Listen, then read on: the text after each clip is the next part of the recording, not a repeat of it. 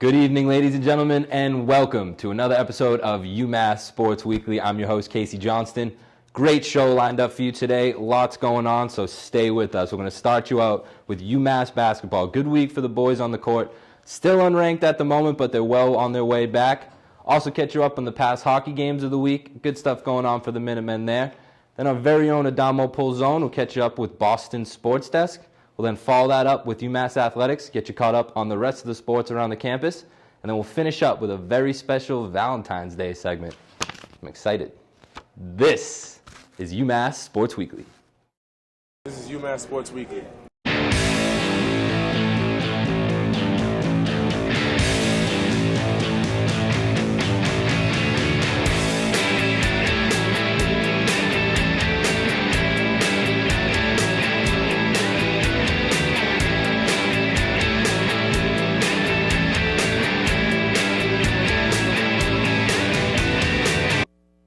Welcome to another episode of UMass Sports Weekly.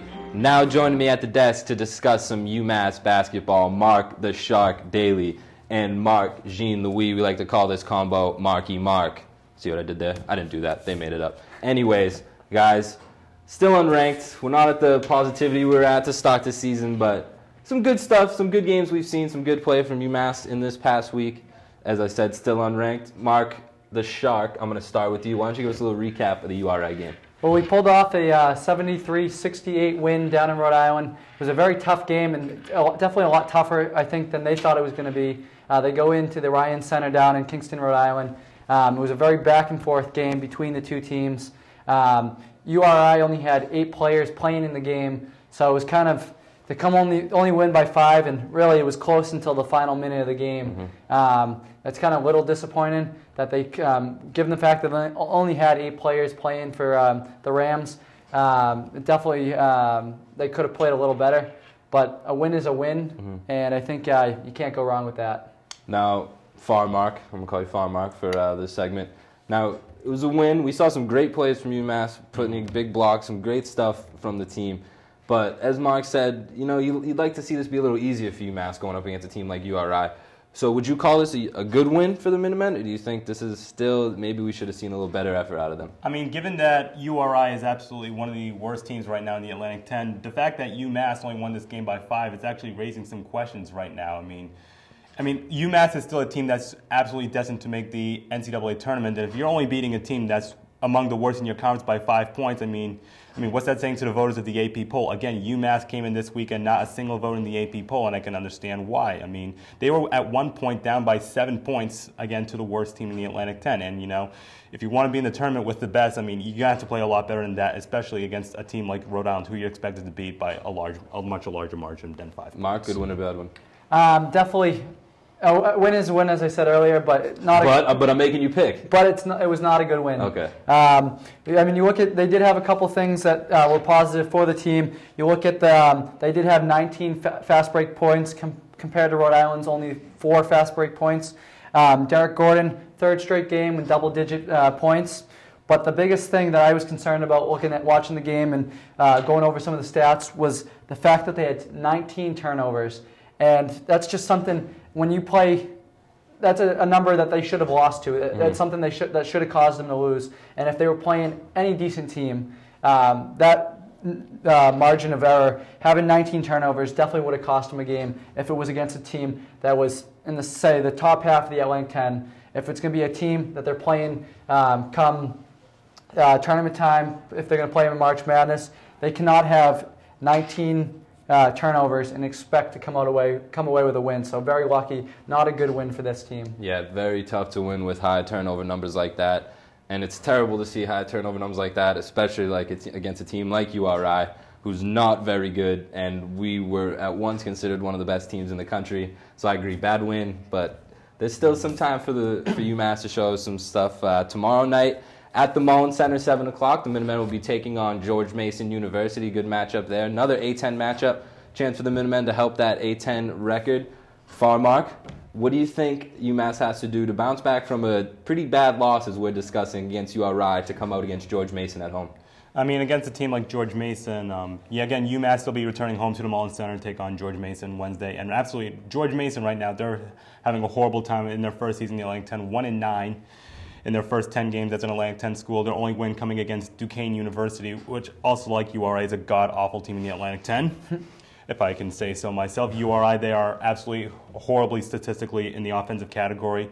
The only two players that I would say UMass needs to watch out for is Byron Allen and Sherrod Wright, their guards. If they can keep them under 13 points a game, absolutely no problem. UMass should win this one fine. Mark, what do you hope to see from this team tomorrow night at the Mullins? Well, I mean, when we played them a couple weeks ago down in down at George Mason, they pulled off a 88-87 win thanks to a Derek Gordon layup with 8 seconds to go. But they're really going to have based on what they played, the way they played against them last time, they in points in the paint, it was pretty much equal. UMass won that game 54-48 for points in the paint. But you really, as Mark said here, you got to really control those the guards. In the previous game when they played George Mason, Sherrod Wright had 26 points and Brian Allen had 21 points. So it's going to be a really game where you have to control those guards. I mean, that's more than half the points that they scored were just from those two guards. And then one of the other things that we've seen a big problem this whole season that's going to play a big factor. When we played George Mason a couple weeks ago, the amount of second chance points that George Mason scored in comparison to us, they doubled the amount of second chance points compared to what UMass had. So that's something, and that really just comes down to rebounding the ball and being able to get those offensive rebounds. And that's something that UMass has always struggled with. It seems so this year with not having enough big men out there. I mean, they play the guard game. They have Trey. They have Derek Gordon. You have Chaz Williams. But those are small guys. You're going to need Caddy to step up and get a bunch of rebounds. Putney's going to have to step up. And Maxi Esho coming off. He's still recovering. He did play, had 7 points in 27 minutes against URI. But he was coming off a concussion. He's really going to have to step up and be a presence in the paint for this team if they want to pull off a win against a team that is really 1-8 in A10, 8-15 overall. A team that, just like URI, that should not be a close game. But when they played them last time, it was. So they definitely are going to have some of their big guys step up and be a presence in the paint if they want to pull off a win tomorrow night. Minutemen hoping to go 10-0 at the Mullins Center. Be sure to go check that out tomorrow night. We will have coverage of it on next week's episode. I'm sure you'll be seeing that. Also, UMass taking on George Washington on Saturday. George Washington, again, very middle-of-the-road A10 team, but has played some very competitive games this year against some tough teams. So another tough matchup there for the Minutemen. Mark, down on the left, what do you think UMass has to do against this George Washington team on Saturday? Against George Washington, George Washington and UMass, they are very similar in terms of the standings in the Atlantic 10. I mean, just looking at their lineup, they have this is going from top to bottom. They have a pretty stout lineup in Keaton Savage at guard, Joe McDonald also with Isaiah Armwood, Patricio Garino, and of course Kevin Larson. I mean, this game's going to be at George Washington. It's a place where UMass struggles heavily, so UMass is really going to have to try to put all those road woes aside and they really need this win in order to strengthen their resume as far as the tournament goes. And statistically, UMass, they struggle down in GW, but if you look back at last year's matchup it was a win against GW. So if they can find what works for them in that last game against GW, if they can hold down their three forwards, Patricio Garino, Kevin Larson, Isaiah Armwood, and if Chaz Williams and Maxi Esho and other players, Raphael Putney, Chet Kay, if they play their game, then I think they'll be okay. Another exciting week for UMass basketball. We should be sure to check it out. We'll have coverage of those games, and let's hope they can keep this winning pace going that they kind of fell off of a little bit. Guys, thanks for joining me. Stay tuned. We'll be right back to talk some UMass hockey.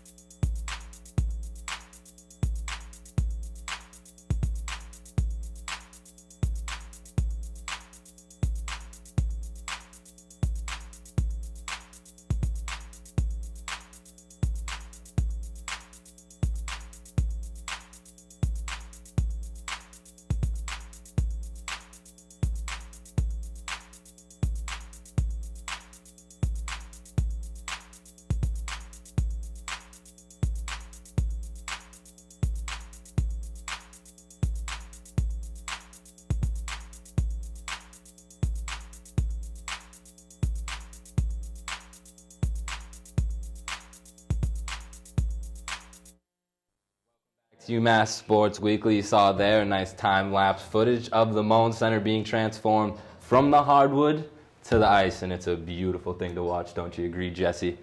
Now joining me at the table to discuss some UMass hockey, JMS Jesse Mayfield Sheehan, and making his debut with us, hopping on the JMS segment, Tim Dennehy. Tim, welcome to the show. Thank you. Now, coming into UMass hockey for a good time. I think they okay weekend. 1-1, not great, but a good win against Northeastern on Friday, 3-0. The tough loss came on Saturday to our sister school.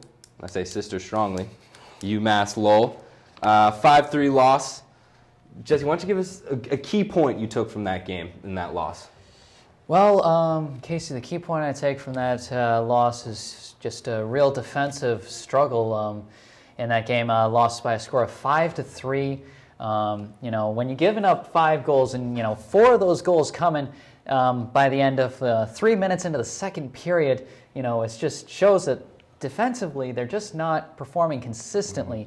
I mean, one of the goals that John Micheletto has been saying for the season is, improving themselves consistently offensively, the race to getting 3 goals offensively. And I feel like they're really showing that improvement. They're starting to get to that.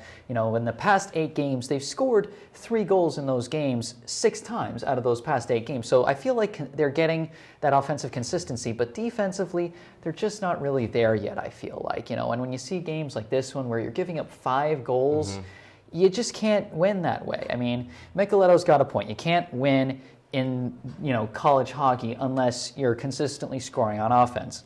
Unless you're scoring 3 goals a game. But at present moment, they're allowing 3 goals a game defensively so far for the season, and you can't win games when you're allowing 3 goals a game. So until they find some defensive consistency, until they find some consistent goaltending. They had to pull Steve Mastelers out of this game and put in freshman Alex Wakaluk, who did a pretty decent job considering the season he's been having. But until they find someone who can consistently put up a strong goaltending performance, until they find some defenders who can perform strongly around that goaltender, it's going to be really tough for UMass to become a good contender in such a strong Hockey East Conference with so many ranked opponents. Yeah, it seems like that's really been the reoccurring problem we've had this year. So we've seen the offensive show's been there, but the defensive side of the ice, they have just really been slacking this year. And like you said, it's really been coming back to bite them in some of these games. Now, JMS, you were at the game, if I'm not mistaken. Jesse got us some great highlights. So, JMS, why don't you go over these highlights and just recap it for the fans? You got it, Casey. All right. When we get them up. All right, so the UMass hockey team hosting the number 7 UMass Lowell Riverhawks on Saturday night at the Mullins Center. Even though the Minutemen had lost their last 7 games against the Riverhawks, they were hopeful to get their second straight upset victory after shutting out number 11 Northeastern the night before, as you said. So 4 minutes in, and UMass Lowell already getting their first goal as A.J. White finds Michael Fallon, who puts it in to give the Riverhawks their first one. Less than a minute left in the first, and Adam Chappie it is who taps it in to give the Lowell Riverhawks a 2-goal lead. And then Lowell scores 2 more to open up the second period on goals by Michael Kapla and Michael Colantone to take a commanding 4-0 lead. And then John Micheletto has seen enough. Steve Mastelers is pulled from the net, replaced by Alex Wakaluk, and he plays the rest of the game in net for the Minutemen. And then finally, later in the second, Adam Phillips finds Ray Pagozzi. He puts it in the net, and the Minutemen are finally on the board. But then later in the second period, Lowell strikes back on a put-back shot by Ryan McGrath, and the score goes up to 5-1 in favor of the Riverhawks. The Minutemen score later in the second on a goal by Connor Sherry, and then in the third period on a goal by Phillips, but ultimately they come up short. Final score 5-3 in favor of UMass Lowell. Now, so, tough game. Tough game, but one thing that we have seen in some of these tough games is Ray Pagozzi has really been a bright spot for this team. And it's been pretty consistent with him as well, even in a loss like that. Absolutely. Some of the freshmen, like Ray Pagozzi, Steven Iacobellis, They've been great contributors. I think the shift in lines, moving Jacobellis up to that first line, moving Michael Pereira down to the second line, has been a shift that's really helped out. Like I said, in those last 8 games since they made that line shift, have really helped out this team in terms of making that offensive production, like I said before. And a large part of that offensive production has really been those 2 freshmen, Jacobellis and Pagozzi. I think those guys have got a great future here at UMass. And some of that offensive production was actually seen this weekend, not just in the loss, but in the win on Friday night against Northeastern. Now, this was a great win for UMass coming into this. Definite underdogs. Northeastern was ranked 10 at the time, if I'm not mistaken. 11. 11 at the time, sorry. Close. But still, nonetheless, top 10, top 11, you're in that same area. That's a big win for them. Shut out Northeastern 3-0. Very excited about this. Tim, what did you see in this game? Why don't you give us a quick recap? The Northeastern game, the UMass, was just complete domination all around. UMass just taking out Northeastern. Like you said, they were number 11, and we outshot them. We had 48 shots off. We actually had 6 penalties against us, but we killed off all of them. And not only that, Connor Sheary put away a shorthanded goal, which was nice. Our defense looked solid. That defense, if we could have kept it up all year, we could have been somewhere here. But we're really salvaging something at the end of the season here. Steve Masseles, he had 27 saves that night and the shutout. Unfortunately, there was a big wing hangover. We couldn't get the UMass Lowell game, but I'm hoping the Mullen Maniacs come out this weekend against Northeastern. We can knock them up another spot. They're ranked 12th now. Hopefully, we can get them down to 13. Yeah, I'm sure the Mullins Maniacs will be coming out, and it's hard to. You think they were riding high off that Northeastern win or something to come in and just let up 5 goals after shutting out a team like Northeastern. Like you said, if we could see that D all year, you might be looking at a completely different team right now. Yeah. So, Tim, appreciate the coverage. Good stuff. JMS, beautiful with the highlights. Loved it. Stay tuned, and we'll be right back to speak about more UMass athletics. Welcome back to UMass Sports Weekly. Now joining me at the table to discuss the rest of UMass athletics. Making her debut with us tonight, Lindsay Russo. Lindsay, welcome to the team. Thank you. And still a pretty fresh face here at UMass Sports Weekly, Jake Liberty. Jake, thanks for hopping on. So we've covered the big ones. We talked about basketball, we talked about hockey, but there's still a lot of sports going on. Last week, both lacrosse teams kicked off their seasons, men's and women's. Jake, why don't you start us off, give us a little recap of the men's first week of the season. So the past few seasons for the men's lacrosse hasn't been very good. However, this first game last Saturday against Army, they actually won 6-5, which is a good sign for the season. Grant Whiteway and freshman Nick Mariano each had a pair of goals, and 4 of the 6 goals came from first-year appearances. That's really important with the seniors that they lost last year. They're definitely going to need the new guys to step up, and 4 of the 6 goals actually came from first year, so it's really that's really important. Zach Alveri in net had a total of 8 saves. It's very, that's good first game. Hopefully he can improve a little bit more. You don't want to see 5 goals. They sort of back and forth all game, but eventually in the last quarter the defense was able to hold them off, hold off the Army offensive charge. They did score in the last few minutes to make it 6-5, but in the last 3 minutes the UMass defense caused 2 turnovers, which really secured the win. They outshot us, though, 27-20. However, we picked up more ground balls, which is definitely an improvement from last year with 23-19. And, solid first game all around. I think they can only improve from there. They had a great first game, and the next game is against Ohio State in the Moe's Southwest Grill Classic, Jacksonville, Florida. They go to it every few years. I think they're going to do well there. Yeah, good first game there for the Minutemen on the lacrosse field. Definitely some positive signs offensively. When you say 4 of the 6 goals came from first-year guys, and then Grant Whiteway had the other 2 who the team is looking to this year to be one of their big goal scorers. Right. I think those are some real positive signs offensively for the season. Good to start them out with the win. You said they're heading down to Jacksonville. Hopefully they can get some success down there. Lindsay, the women's also kicked off last week as well. Why don't you tell us how they did? Yeah, the women's lacrosse team is also off to a great start. They won their first game on February 8th with a 13-6 win over Vanderbilt. They started off a little bit shaky, definitely had to get some rust off in the beginning. They were very close back and forth with Vanderbilt, and right before the shot clock ran out, Melissa Corelli scored. And they went into the second half a lot stronger. Katie Ferris really was the one to hold the team.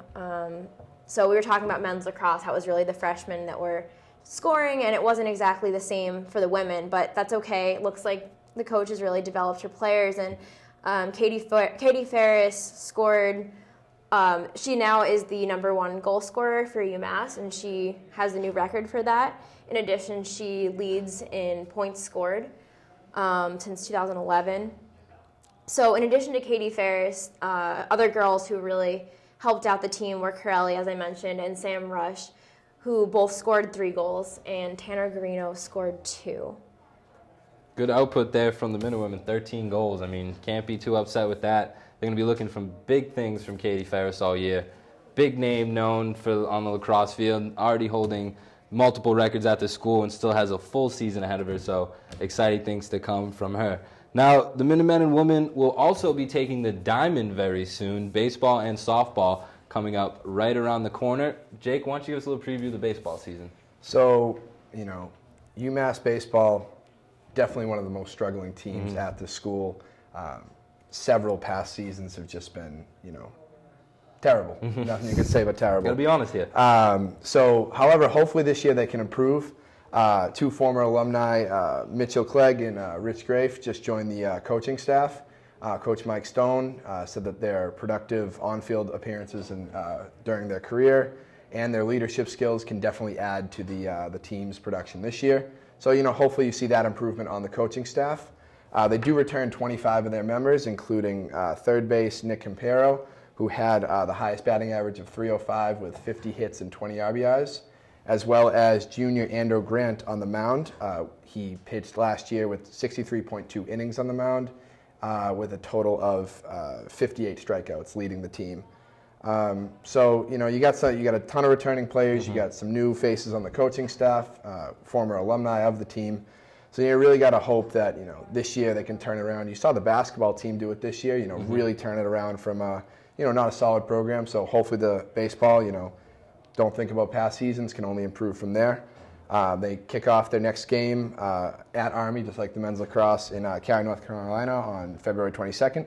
So, hopefully from there we see a big improvement from them. Yeah, large returning class with a brand new coaching staff. Could see some good stuff happen there. Maybe fire lit under their butts. I won't use the word we used last week because I'm a gentleman. But right. That could be some good stuff happening for them. Change it up for the team. Especially new coach that could bring whole new motivation to a group of guys who have been together for a couple years. So maybe some exciting stuff coming for the baseball diamond. I just said they've been terrible, but maybe this is the year to change it. We'll be sure to keep an eye on them every week. Softball also right around the corner now. News has been a little different for softball in the past years. A little more success on that diamond. What do you got for us this season?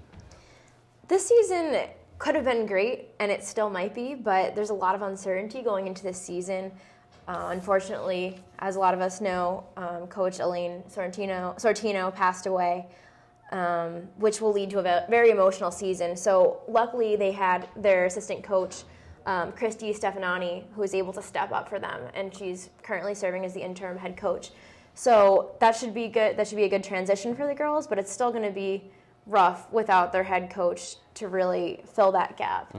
So we're looking at a team that 2 years ago won the A-10s, and they were basically 19-0 the whole season. And last year they were 12-10. So the question is, can they get back to where they were, and are they going to be able to do this under this new leadership, or is it going to take another couple of years to redevelop? Yeah, like you said, it's going to be a very emotional season for that team, and I'm sure there'll be a lot of storylines coming from that diamond as well. So a lot of good stuff to look forward to on these diamonds. It's not always the sport we look at, but there's some interesting stuff happening this season, and we'll be sure to check up on it every single week. Lindsay, Jake, thank you for joining me.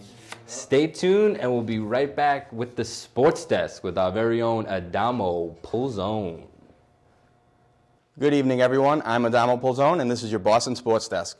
The Boston Celtics defeated the Milwaukee Bucks on the road last night in spectacular fourth-quarter fashion, with the Celtics holding on to a 2-point lead heading into the fourth. Rookie center Kelly Olynyk scored 10 points and grabbed 5 rebounds, while forward Jeff Green continued his amazing shooting streak to finish the game with 29 points. The score of that game was 102-86. They will be back in action tomorrow night at home against the San Antonio Spurs at 7:30 Eastern Time. Now, the Boston Bruins dominated the Ottawa Senators at home this weekend by a score of 7-2. Easy to say Patrice Bergeron was the player of the game. Not only did he score twice and add an assist, but one of his scores was SportsCenter top 10 quality as the center faked a shot on Ottawa's Craig Anderson, then putting the puck past the goaltender on a backhand. Now, the Bruins will be back in action Wednesday night on the road when they play the Buffalo Sabres at 7:30 p.m. Eastern Time. Let's take it over to baseball. Well, baseball season isn't quite underway, but Red Sox outfielder Johnny Gomes once again has social media in a buzz when fellow teammate Mike Napoli took to Twitter to showcase Gomes' new tattoo. Now, take a look at this tattoo. It has a little bit of everything to commemorate last season's World Series team. The tattoo that's on his right torso is of a bearded man. For the sake of the argument, let's say it's Gomes. The bearded man is on one of Boston's iconic duck boats, and on the boat is a commemorative Boston Strong logo. Now, let's take it to the NFL. Great tattoo. Let's take it to the NFL, where Michael Sam, a defensive end from Missouri and an expected high draft pick in the NFL draft, recently announced that he was gay. This news would make him the first openly gay player in the NFL if drafted. Patriots owner Robert Kraft made a statement to the press making it clear that he supports Sam's announcement, saying, "Anyone who could come in here and help us win. I personally don't care what their ethnic background is, their racial background, their gender preference. If they can help us win and they're about team first, then I'm happy to have them here." Well, that's it for this week's Boston Sports Desk. We now take it back to Casey Johnson in the studio. Welcome back to UMass Sports Weekly. Now join me at the table to discuss Valentine's Day, Demi Foley and Caitlin Boyer. Ladies, welcome to the table. Now, this is usually a sports segment. We usually have statistics and stuff like that. But I understand you guys are very wrapped up in Valentine's Day, as are most females, which is not a good thing. So we decided to be nice here at UMass Sports Week and leave you guys your Valentine's Day segment because everybody wants to know who you guys think is hot, all right? And that's what I've heard.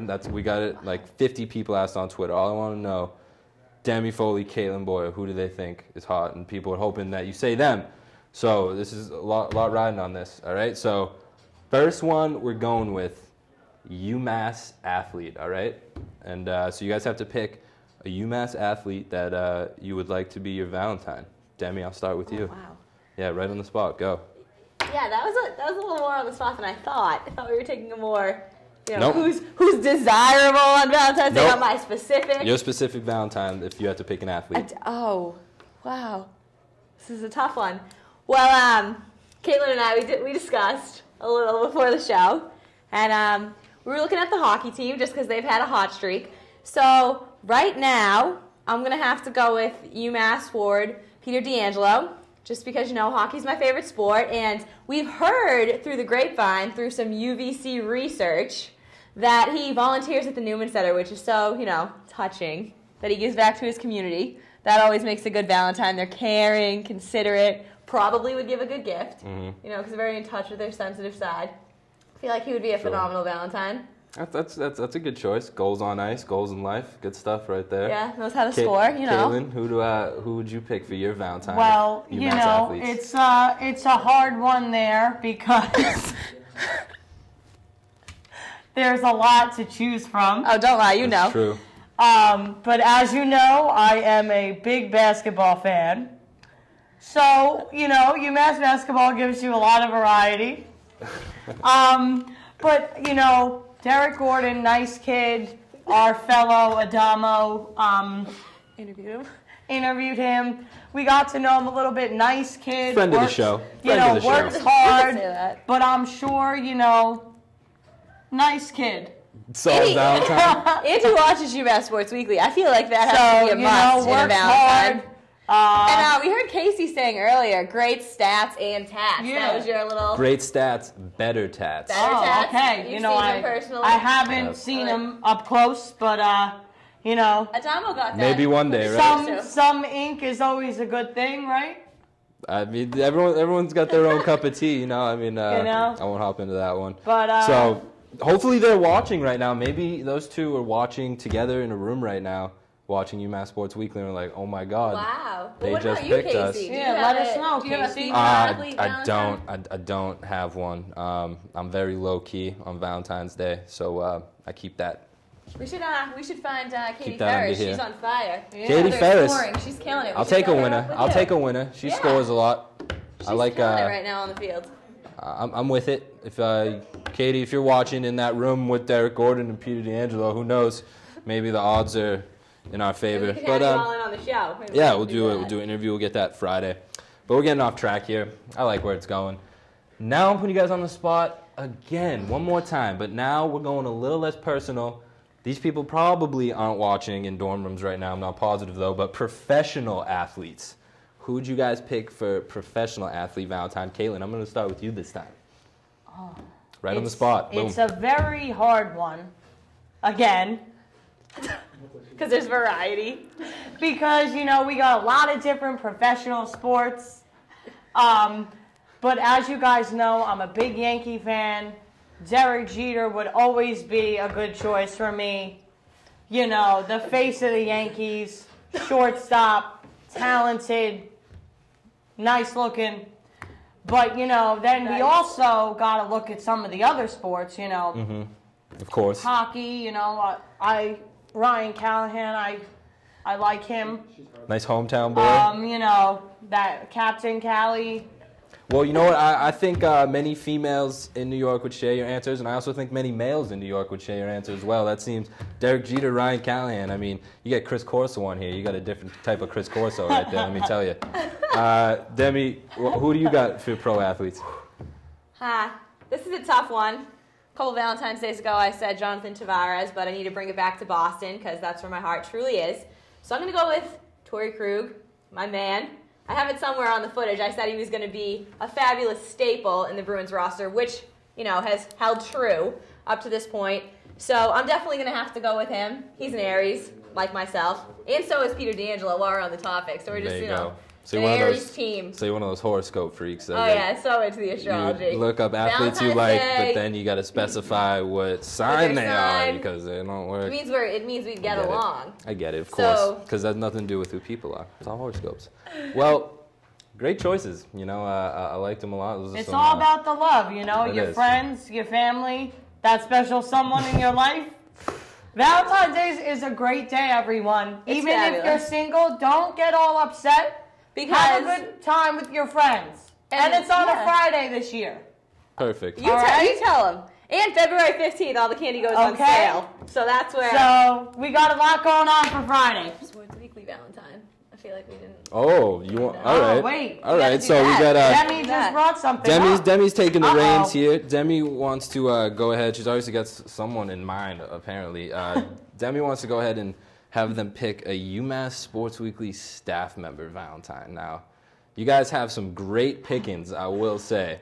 There's a lot. There's a lot to choose from, and there's really no wrong answer when you're talking about the males of UMass Sports Weekly. There's a lot of good stuff going on there. Demi, I'll start with you. Who is your UMass Sports Weekly staff member? They're sitting quietly in there waiting for the answer. They're sitting quietly. You know what? Honestly, I'm gonna need to go with Mark Daly's posing back there, so I'm going to Mark Daly, Mark the Shark Daly. Nope, there's your choice. You get one say, that's it. Mark, she's checking you out. Mark is being a great cameraman even after covering the segment right now. Yeah, you're killing it back there, Mark. So just an all-around type of guy.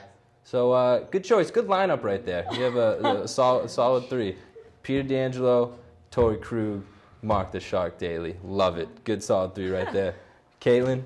UMass Sports Weekly crush. It's very difficult again for me to choose. Everyone's so nice and welcoming to us women here. Of course. Bunch of handsome gentlemen. It might have to be a tie. Oh, wow. Because, you got to give the shout out to Tony. Always doing a great job as a director. Tony. Always, always smiling. But then also on the other hand, like JMS with that UMass Athletics. That's true. So... I like that. But I have love for all the UMass Sports Weekly men. So, shout out to you too, Casey. Always being our host. Always killing Always. Trying. Right? I'm up here doing my thing, I'm trying to keep us afloat. I'm no JMS. I wouldn't go that far. His segment skills are quality. To another level. I'm intimidated when he gets up here. I don't know how these guys have been debuting on JMS's segment. It's been impressive. Speaking of impressive segments, there you have it, right there. Ladies, I appreciate it very much. I hope you guys have a wonderful Valentine's Day. Hopefully one of those three works out for you. I know anybody watching. We can go work on it right now. I know we got some of them watching, some of them working the camera for you, so that should be good. As always, thank you at home for watching. Make sure to check us out on Facebook, UMass Sports Weekly. Give us a like there. You can check out all our segments and episodes. Also, follow us on Twitter and Instagram at UM Sports Weekly. Plenty of coverage from the Twitter on all the basketball games. plenty of highlights, up to the date, up to the minute information and stats. That's where you want to be. If you're not following us on Twitter, you are not a real UMass fan, and that is real. As always, we appreciate you watching, and we'll be back here next week. Same time, same place.